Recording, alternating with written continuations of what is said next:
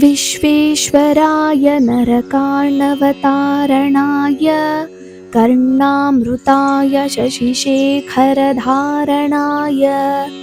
कर्पूरकान्तिधवलाय जटाधराय दारिद्र्यदुःखदहनाय नमः शिवाय।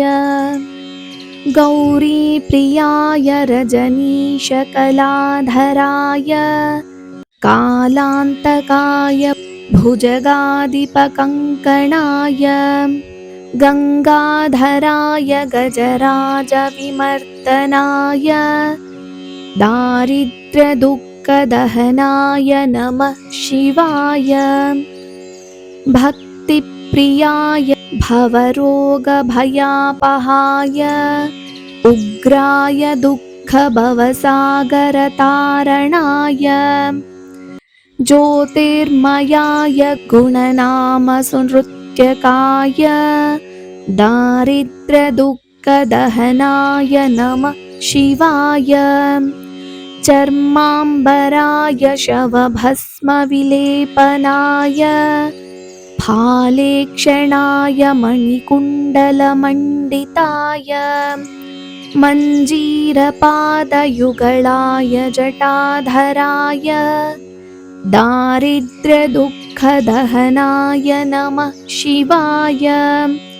पञ्चाननाय फणिराजविभूषणाय हेमांशुकाय भुवनत्रयमण्डिताय आनन्दभूमिवरदाय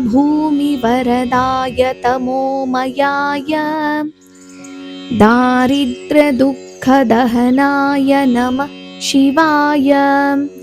गौरीविलासभवनाय महेश्वराय पञ्चाननाय शरणागतकल्पकाय शर्वाय सर्वजगतामधिपाय तस्मै दारिद्र्यदुःखदहनाय नमः शिवाय। भानुप्रियाय भवसागरतारणाय कालान्तकाय कमलासनपूजिताय नेत्रत्रयाय शुभलक्षणलक्षिताय दारिद्र्यदुःखदहनाय नमः शिवाय।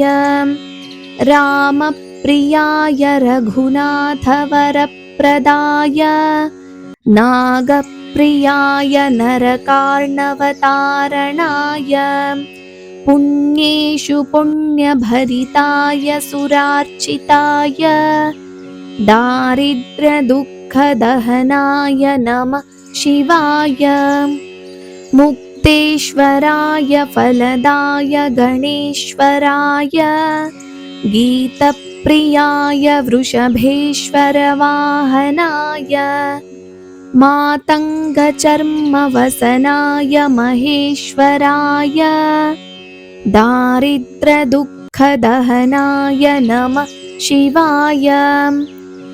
वसिष्ठेन कृतं स्तोत्रम् सर्वदारिद्र्यनाशनं सर्वसम्पत्करं शीघ्रं पुत्रपौत्रादिवर्धनम् इति श्रीवसिष्ठकृत दारिद्र्यदहनस्तोत्रं सम्पूर्णम्।